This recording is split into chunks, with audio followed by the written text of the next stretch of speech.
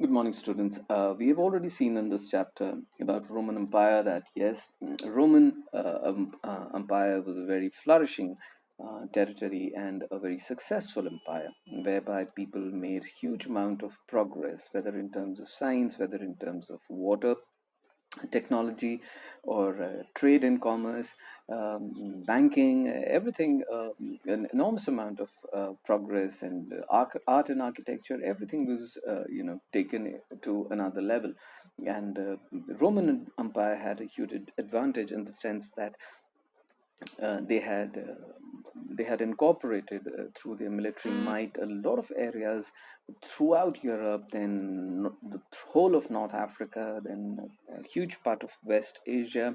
So naturally, they were able to attract enormous amount of talent, and they were also able to imbibe and take together people from different cultures, people from who had different skill sets, people who had different talents. So naturally, everything was going right for them. But I had also mentioned yesterday, and I have always kind of believed, which I have said this in other videos as well, that this the great expansion of empires and huge empires and massive empires of course give you a huge amount of opportunities. They make you very wealthy, very rich, very affluent. You have a lot of people, best of talent available, best of engineers available. Everything is going in your favor. But the problem is it is a double-edged sword, whereby those kind of empires can only be sustained and can be kept together by the rulers or the kings or the emperors who are extremely efficient, very good military generals, great administrators, ruthless, very smart, and of course they have a great amount of charisma of their own. Now all these qualities in one man, it's never easy to find, whether in the ancient world or even today for that matter, right?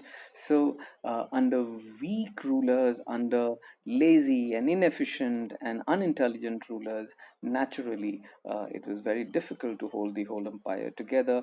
And this is what was had started happening by 3rd and 4th century AD, because the great ones like Julius Caesar and Caligula and all of them were gone now, okay, and Augustus, so they were no more there. So we come now to one of the very prominent rulers of the later Roman Empire, and his name was Constantine. Now, of course, he is, he introduced a lot of revenue reforms within the Roman Empire, and he is considered to be a good ruler, definitely a good ruler.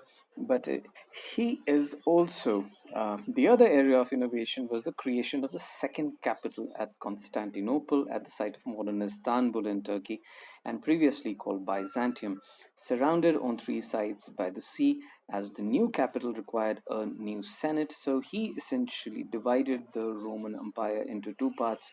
So one capital would be the traditional capital, which would be Rome, and the other one would be in Constantinople, which is today in Turkey. Uh, and as the new capital required a new senate, the 4th century was a period of rapid expansion of the governing classes. Students, the division of Roman Empire into two parts under Constantine is a landmark event in European history, and it's not just about the Roman Empire, but you shall see how influential it was for coming centuries. Monetary stability and an expanding population stimulated economic growth, and the archaeological records show considerable investment in rural establishment, including industrial installations like oil presses and the glass factories in newer technologies such as screw presses and multiple water mills, and in the revival of the long distance trade with the East. Now, trade with the East would mean a great amount of trade had now started happening with the areas like China, okay, and India. Now all of this carried over into a strong urban prosperity that was marked by new forms of architecture and an exaggerated sense of luxury. The ruling elite were wealthier and more powerful than ever before. In Egypt, hundreds of papyri, because if you remember, we had already seen that uh, the prosperity, the strength, all that had now started gravitating away from the nucleus of Roman Empire, which was Rome. Now, the affluent sections of the society were not just in Rome. Now, they had started coming, the great of the military generals, the great administrators, very, very rich businessmen, they all had now started coming from the occupied territories of Roman Empire, not from the Rome itself. And that is what is being mentioned in the air, and that is the reason why Constantine especially chose Constantinople, because it was a center point from where he could have found it easy to control his territories in northern Africa as well, and West Asia as well. And of course, it was you have to understand, because these were the areas from which were now bringing the maximum amount of talent or the money for the Roman Empire. And that is what is mentioned here. Egypt contributed taxes of over 35,000 pounds of gold. That would mean about 17,000 kilograms of gold solid. Now that's not, that's, you have to understand, it's huge. And in the reign of Justinian in the 6th century, indeed, large parts of Near Eastern countryside were more developed, and the densely settled in the 5th and the 6th centuries than they would be in the 12th century.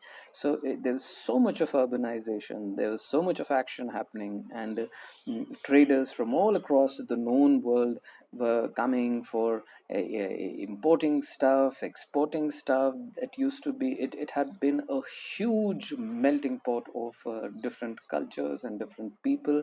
So naturally, it was an area which was bustling with activity, a center of, almost like center of the world. The traditional regional religious culture of the classical world, both Greek and Roman, had been polytheist. Now, students, what is polytheist?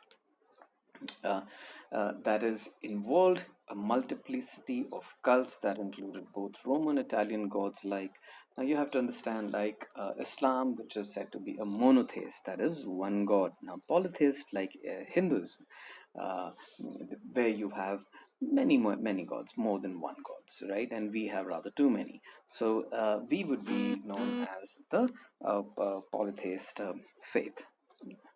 So coming here, polytheists had no common, that is here, had no common name or label to describe themselves. The other great religious tradition in the empire was Judaism. Now, students, you have to understand that Jesus Christ was 2,000 years ago, right? But then there must have been, and when you study about the ancient civilization of those times, and in those geographies, the Greeks were much older in terms of before, they were much before Jesus Christ was born. Similarly, the Roman Empire was much before Jesus Christ was born. People like Julius Caesar, who had been Julius Caesar was killed in 44 BC, so 44 years before Christ was born. So naturally, these were very old and ancient civilizations. It's not that their calendar started after the birth of Christ. So naturally, you have to understand that human beings can't do without gods. They can't do without spirituality. So they had their own set of gods. The Greeks and the Romans, they had their own set of gods. Now, since we are studying about um, the the Roman civilization here, you have to understand that like we have Lord Indra as the king of gods. Romans had their own king of god, that is Jupiter. Yes, Jupiter was the king of gods, and that is the reason why. When the largest planet in the solar system was discovered by Galileo in the year 1610, around that period in time, it was named Jupiter because that was the largest heavenly body ever seen, right? And that is the reason why it was named Jupiter, and no other name was given to it. And in similar fashion, Neptune was the god of sea for Romans. Like now, but if you go into the Greek set of gods, then it would be Poseidon as the god of sea, and like Jupiter's Jupiter is the god of is the king of gods for Romans. Then similar fashion, Zeus is the king of gods for the Greeks. So you have to understand that that it's not that when Jesus Christ was born and then the Romans and the Greeks started knowing about divinity, and then they started their own set of gods. No, these gods were always there. Hades, Poseidon, then Saturn, then Vulcan. Vulcan, if you remember, in a lot of Hollywood movies also, you must have seen or rather heard this name Vulcan. Vulcan was the god of fire for Romans. So you have to understand that that was a very, very polytheist faith which the Greeks and the ancient Romans used to practice before Christ came into the scene. And that's what being mentioned here. And the other great religious tradition in the empire was Judaism. But Judaism was not a monolith either, that is, didn't have one God either. And there was a great deal of diversity within the Jewish communities of late antiquity. And thus, the Christianization of the empire in the 4th and 5th centuries was a gradual and a complex process. Polytheism did not disappear overnight, especially in the western provinces where the Christian bishops waged a running battle against the beliefs and practices they condemned more than the Christian laity did. That is, laity, the meaning is the ordinary members of the religious community who opposed to the priests or clergy. Friends, long story short here, what they are essentially trying to tell you is that the conversion of this old faith and the old belief system which the Romans and the Greeks used to profess and follow, and then converting that into Christianity was not an easy task. Now, students, you have to understand that it was the same Constantine the First. That is, he was the one who made Christianity the state religion of Roman Empire.